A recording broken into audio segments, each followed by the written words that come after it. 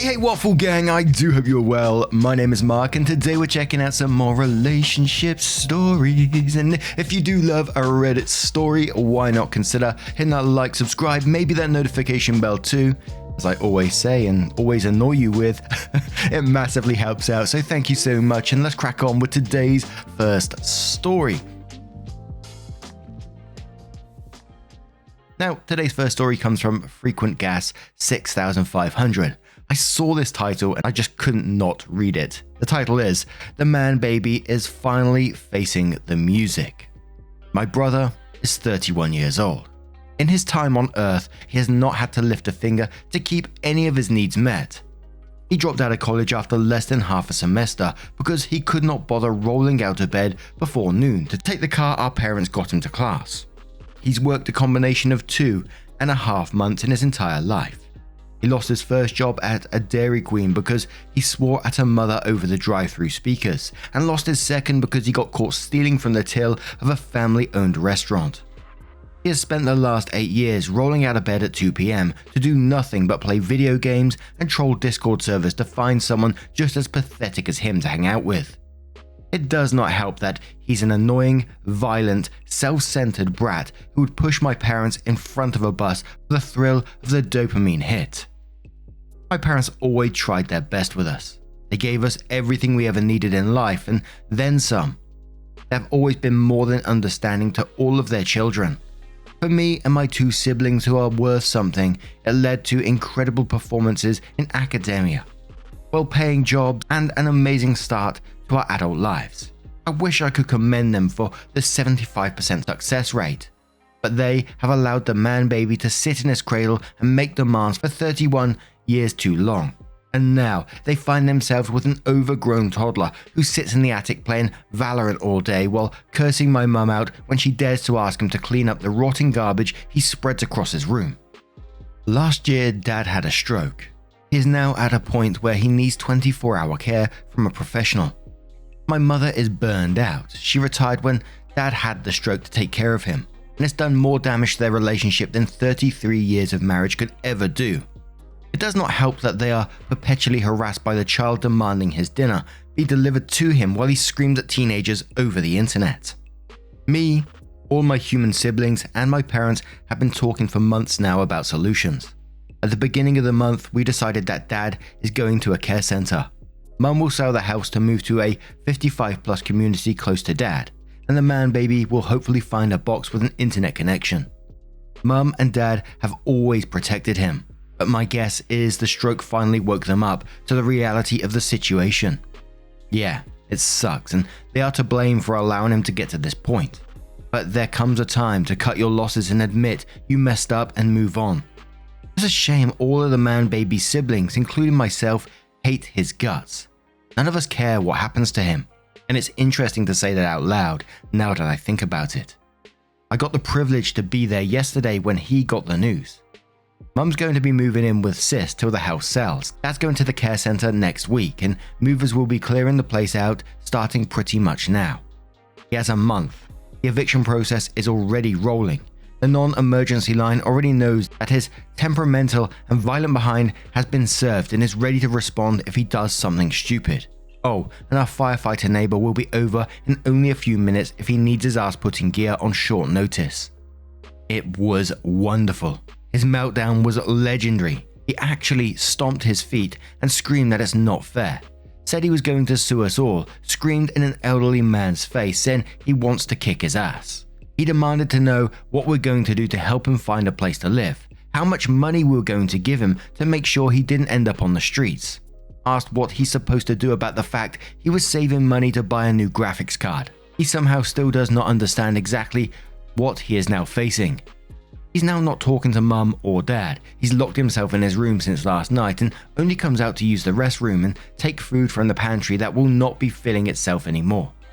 It's great as my brother is staying there and working remotely to make sure he does not try anything, and to update me and my sister on the man baby's tantrum. I'm looking forward to the next month. It will be the best reality television I've ever seen in a while. Quick update. The man baby has not got violent, luckily. He has made everyone's life a living hell, however. He says he found a place to live though, and he'll be out by the end of the month. and we do have an update to this story. But we do have some relevant comments before we move on to the update, so these are the ones that OP replies to. So Powerman Friendship says, he's going to pull some shit to go to prison on purpose, guaranteed. The threat of having to actually make his own way in life is going to cause a mental breakdown. To be honest, I would have sprung this on him at the last possible second once everyone is safe. I hope there are no weapons in the house. I honestly would not be able to sleep in a situation like this. The internet is producing an endless sea of entitled toxic monstrosities, and for many of them, violence is the only outlet they know. Sorry to sound like an alarmist, and I'm glad your brother is getting his comeuppance, but I sincerely hope your other brother is able to keep him in check physically because the situation sounds very volatile. Good luck, and sorry about your dad. OP responds saying, putting aside my snide tone in the comedy, we knew this was coming. We need to give him 30 days notice legally, so dropping him out at last second was not an option. Mum will be out of the house before the end of the week, Dad soon after that. Everything that can be used as a weapon is already gone, and my brother has taken every precaution necessary. He has pepper spray also, but we doubt he will need to use it. The man baby is a brat and violent, but he has never hurt someone else, and in my own opinion, he's too much of a coward to try to do anything. That does not mean we don't have precautions in place. Neighbors know, the police know, everyone that can do something knows about the situation. We made it very clear to the toddler that if he tries anything, he will regret it. Prison is one thing I don't know about. Maybe he's dumb enough to try it, but I also know he's terrified of anything new, so who knows? Overall, things are being handled to the best of all our abilities. And again, it's absolutely mad, isn't it? We cover a lot of stories where, people overstay their welcome in particular houses, stay there till 40 or 50 or whatever age. But in this particular story, you can see OP's concern for what's going on around them, the way they are actually concerned about their brother, that they had to inform the police, the neighbors, and everyone that knows about the situation. That's how concerned they are about this particular person being in that house and what their reaction may be like. And from what OP said, putting aside their snide tone and the comedy, it's pretty scary, isn't it? Existing22574 says, good luck to you and your family, OP. Keep safe. As much as I love people reaping what they sow, he sounds a bit unhinged. I worry what that could mean for you and your family. OP replies saying, yeah, this is one of our biggest concerns when Mum and Dad decided they could not handle him anymore.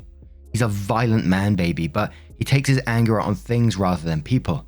I doubt he has the spine to hurt someone, but you know what they say about backing dogs into corners. We've taken precautions. My brother is in the house till his eviction is finalized. They will be repinning the locks a day he's out, and neighbors will know what's going on and are there to help. If he damages anything, he'll be going to jail, and if he tries to hurt someone else or himself, we've let the police know he's a danger. Carlinmus2008 says, question OP. Is your brother going to be on the streets after this or worse, commit self-harm after his safety and security is taken away? His behavior is, of course, appalling, but it speaks the possibility of some deep-rooted trauma. Has he ever been evaluated for any antisocial personality disorders such as BPD?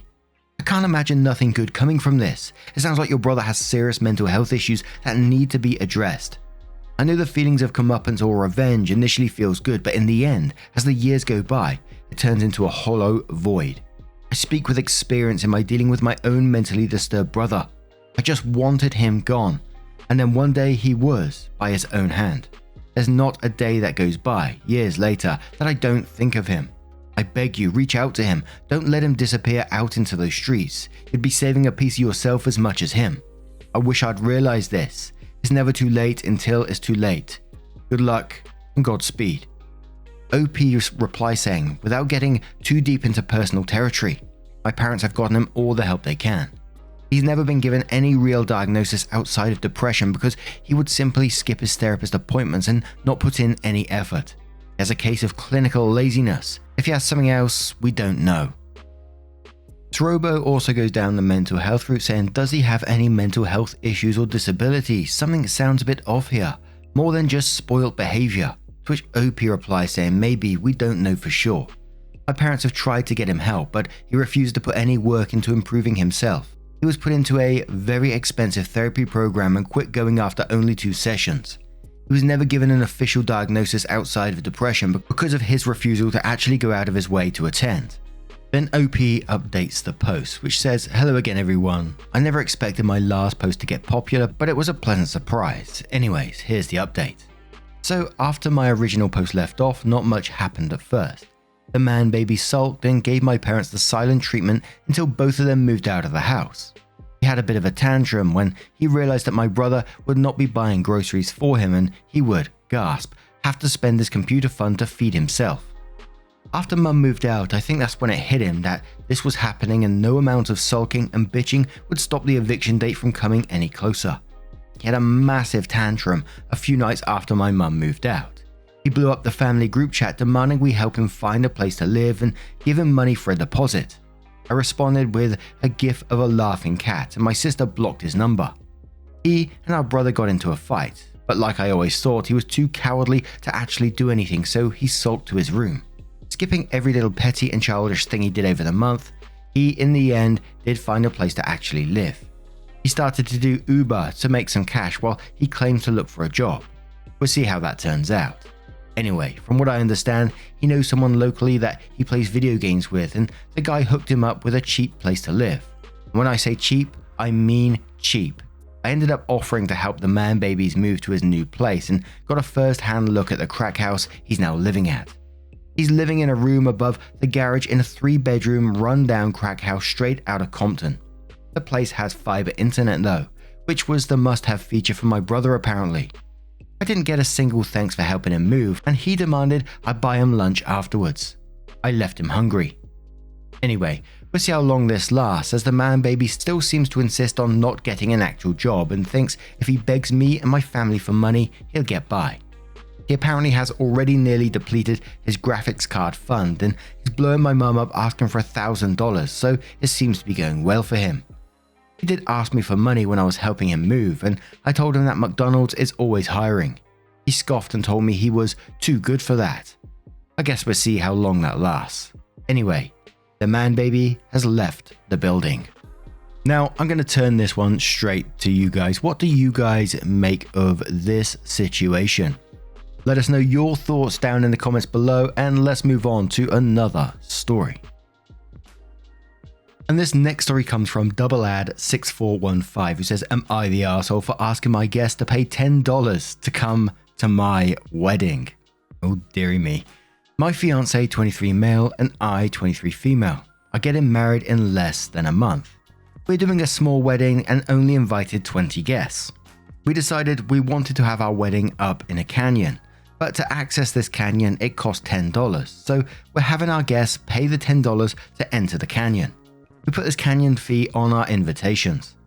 My sister called today as she has just received her invite in the mail and was mad about having to pay to attend a wedding. She called me an arsehole because I was being a cheapskate and there are thousands of canyons that won't have a fee. But me and my fiance already have our hearts set on this specific canyon and view. As the argument went on, she started to pick on our whole wedding plan. Having the guests bring their own camping chairs, not having a real reception, just a small dinner for those who attended and posting our registry all over social media, but only having 20 people actually be invited. We don't want to spend a lot of money, and so doing it outdoors is one way of doing that. We also just want our close, intimate friends and family to be there, so I don't know what's wrong with keeping it small. For those who will ask, it's a canyon fee. You have to pay at the base, so it's not like we could just pay the park rangers in advance and just say this should cover it. It's open to public. So, am I the arsehole? Now, I'm not massively clued up on this type of thing, getting married in random places, but don't you need some sort of, I don't know, permission to be able to do that? You can't just like wing the person who's going to marry you up any old canyon and say, right, marry us now. Do you? Or can you do that? I might be totally wrong. It just seems like it's not something you can quite just do. Like go up to the Grand, we're getting married at the Grand Canyon. Let's go. Job done sort of thing. Again, maybe you can, but let me know because I am genuinely curious about that. And I'm trying to put myself in someone that received this invite from like a good family friend or relative or something like that. And I received this invitation. It said it's $10 to get in the canyon to see us get married and you need to bring your own chair, etc. I'd probably think to myself, you bloody cheeky so-and-so, but at the same time, I'd probably do it as well. Whilst thinking the whole situation is pretty strange. But then again, if I was in the other shoes, like it was my wedding and this was going on, there's no way I would be able to bring myself to charge people $10 at the same time. I wouldn't want to do that. I'd set something up. I'd definitely get someone bringing the chairs, not bring your own chair. And I'd have someone maybe stood at the entrance to the canyon. Is that a thing as well? With the money so the people could get in. Simple as that. So to me, I think it is going to be a you're the arsehole situation, but the Deadly Panda Gamer says, in quotes, not having a real reception, just a small dinner for those who attended, and posting our registry all over social media, but only having 20 people actually be invited. Then goes on to say, you're the arsehole. Not sure which is worse, $10 entry fee, bring your own chair, or getting the registry over social media and not being invited to the wedding. I guess there are no bathrooms at this canyon dinner. Better add, bring your own arse wipes. Temporary Badger says, oof buddy, I was trying to be open-minded but you lost me at posting your registry on social media, soliciting gifts from people who aren't invited. That is tacky as fuck. This canyon is clearly not meant to be a wedding venue. The least you can do is pay for people's entrance fees. You're the arsehole. And I can't find the comment as such, but everyone keeps saying apparently OP was expecting to walk a mile as well. It was a mile to get to this location with the chairs. Friendly Var says, I got married at a park that had an entrance fee. We included a card with the invitation that our guests could present at the park to be allowed in. We put a deposit at the gate to cover their parking charges, and they calculated the actual amount due based on the cards they collected. It's not that difficult. Don't charge your guests. You're the arsehole. Amo Ward says, you're the arsehole. The canyon is your wedding venue. I've never been to a wedding where the couple have asked me to pay permission / my percentage of the cost of their chosen venue. If you can't afford the canyon as a wedding venue, pick another one. Prairie Islander says, you're the arsehole. This sounds cheap and tacky, especially posting your registry on social media when you're only inviting 20 people. And then making them pay to attend and schlep their own chair down into a canyon. Just elope. What sounds like a cute little ceremony to you will be a talking point for people for years, and not in a good way. Oh my god, remember when Sarah and Nathan got married and we had to pay to go hiking with a chair, and then they posted their registry online. Like great Auntie Susan is going to buy them a Le Creuset pronunciation when she wasn't even invited. Now, what do you guys make of this story? Would you be happy paying that $10 fee to go into that wedding, taking your own chair on a mile hike and then attending it? Let us know your thoughts down in the comments below, and let's move on to one more story. And this one's from Bar Trooper 10, who says, am I the arsehole for kicking a girl out of our friend group? Alright Reddit, I've been getting so much shit for this that I decided to get a judgment on here. I feel like I've seen a similar post to this before, but the judgment was split, so I guess we'll see. So I, 26 male, have a long-standing friend group. Most of us have been friends since high school. This girl named Zoe, 25 female, has been part of the group since college. We've hung out plenty of times, but I would describe our relationship as casual friends. We follow each other on social media and talk in a larger group, but never one-on-one hanging out. She is friends mostly with the girlfriends, but I had a low-key crush on her. Some of the women in the group know, but have kept it to themselves for my sake. But last month I got kinda drunk and messaged her late night about possibly hanging out. She messaged me back in the morning and said she would like to hang out more but just as friends. I told her I understood, but knew what that meant, so I never reached back out. So, my parents own a bar. Typically I will bartend there on the weekends before I go out. My friend group are regulars at the bar. I will send out a text about what specials we have that night and invite people to come. So I send her a big invite and include Zoe on it. She shows up and immediately starts talking to me. I was working, so I kinda just moved along. I charged her full price the whole night and she started complaining to the other girls about it, which ticked me off. Yes, sometimes I will give free stuff out to my friends, but it isn't all the time. Yes, I used to hook up Zoe a lot, but that was before she said we were friends. Then the second thing that happened was I invited a girl to come to the bar to pre-game with us before we went out. Zoe sees me talking to this girl, decided to introduce herself completely out of the blue. Then those two start talking at the bar, and it slips out that me and Zoe used to be good friends till I asked her out. The girl I invited wasn't happy and had to spend the next hour explaining that away. So the next time the group went out, I sent Zoe a text and told her to please not show up. She is more than welcome to meet us out later, but I didn't want to deal with her at my bar. Her friend showed up at the bar this weekend and asked me to talk. They said it was unfair to not invite Zoe, because now she feels isolated. A whole friend group hangs out here, so banning her is essentially banning her from the group. I said everyone is free to pick a different bar to hang out at, and they can invite whoever they want, but Zoe is weird and is causing issues, so it's her own fault. I'm still being called an arsehole, but my guys are on my side. Am I the arsehole? And we start off with MM172, who says you're the arsehole, and quotes, I told her I understood, but knew what that meant, so I never reached back out, and quotes again saying, yes, I used to hook up Zoe a lot, but that was before she said we were friends. Then goes on to say, yeah dude, Zoe's not the one making it weird. You made a drunken late night move on someone who even you seem to acknowledge you didn't have any reason to believe returned your feelings, and when that predictably didn't work out the way you wanted it to, you immediately revealed your friendship was entirely built on the hope that one day you'd get to sleep with her, and you're surprised she's not happy about this, or that you're alienating every other woman you know with how you're handling the situation. Lady Loran says you're the arsehole. Zoe thought you were her friend. You weren't hitting on her since the get-go. You acted like her friend and hooked her up with free drinks under that premise. Then she finds out that she got fuckzoned by you and realizes you were only being nice because you were hoping to get in her pants. Not just with the free drinks, but literally you decided to ignore her and treat her as one more random person in the group. Yeah, maybe she shouldn't have rained on your parade with the other girl, but at the same time, maybe she just wanted to warn her off about you. Then, as a petty vengeance, you decided to ban her from the place the group socializes and tried to single her out of the group because she didn't like being fuckzoned. Damn.